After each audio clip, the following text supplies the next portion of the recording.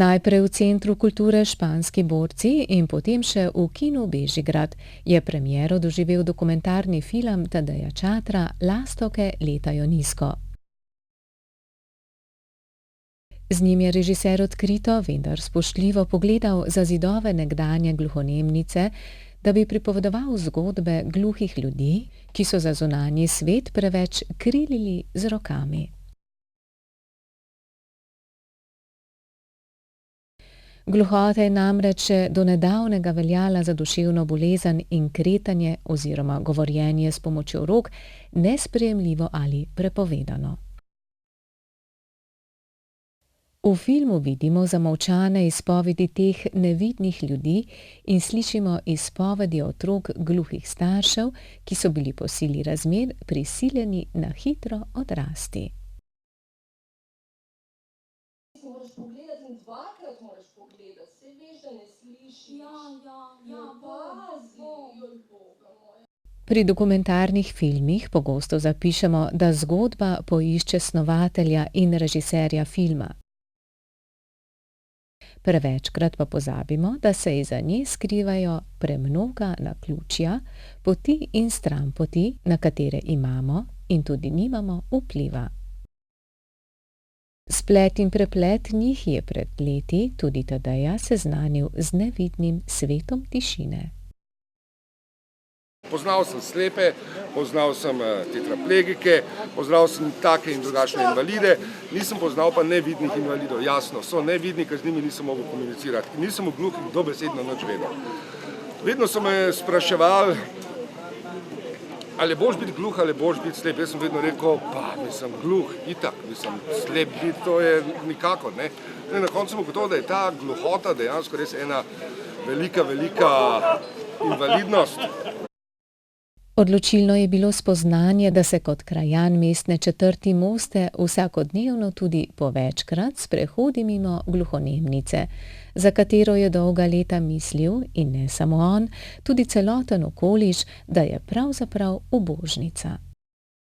Za starimi, visokimi stenami so ostale skrite številne trpke zgodbe otrok, katerih edini greh je bil, da niso slišali, ter so se bili prisiljeni sporazumevati z rokami. Gluhe so dobesedno tja metali, ker doma nisem vedel, kaj z njimi početi. To je bilo neke vrste odlagališče otrok, s katerimi doma niso znali več komunicirati, kajti slepim so se spet lahko pogovarjali, s tistim, ki je na vozičku, so imeli kaj početi, z gluhim pa nisem vedel, kaj početi. Poleg tega je bila v časih, ko je gluhonemnica v 1900 pa nekje do sredine 60-ih let delovala, so veljala družbi neka pravila in tako naprej, skratka, da je za gluhoto nekdo kaznovan. Glede na osrednjo pripoved bi dokumentarni vpogled z nekaj dramaturškimi posegi lahko preoblikovali celo v igrani film. Režiser se je nekaj časa poigraval tudi s to idejo, a se na koncu, tudi v luči arhivskega materiala, ki ga je imel na voljo, odločil za dokumentarni žaren. Še predtem je moral pridobiti zaupanje gluhih junakov, ki ni bilo samoumevno. Gluhi so zelo zaprti, ne. Ko sem jaz z njimi začel delati, so se me 2 meseca izogibali, da sem bolan. Skratka, nisem njihov, sem drugačen. In šele nekje po 2 mesecih sem jaz sploh začel z njimi nekako komunicirati.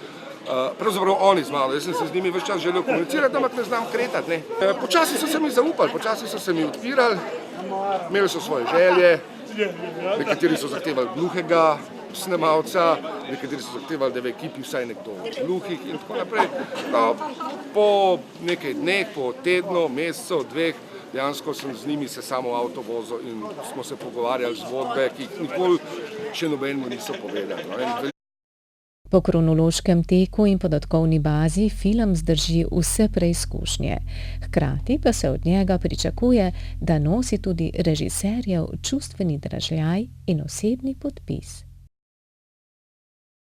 Zanimalo me je, kako živeti z gluhoto, kako se zvečer spati, še slišeti, zjutraj se pa zbuditi gluh. Pa ne zanima me to, ker tega nočem doživeti, ampak kako so se spopadali z tem, kako zjutraj, enostavno zjutraj se zbudiš in ne slišiš več, ne, te kličejo pa ne slišiš, ne.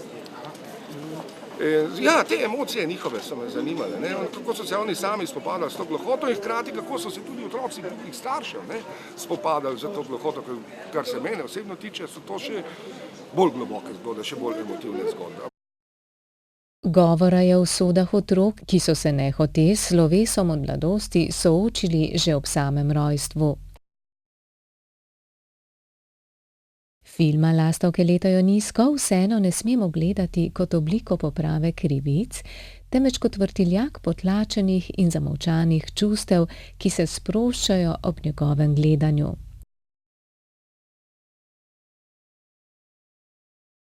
Po novem letu bo film na ogled v kinodvoranah Art Kino mreže Slovenije, v poznih pomladanskih dneh pa se pričakuje projekcijo tudi znotraj programa na televiziji Slovenija.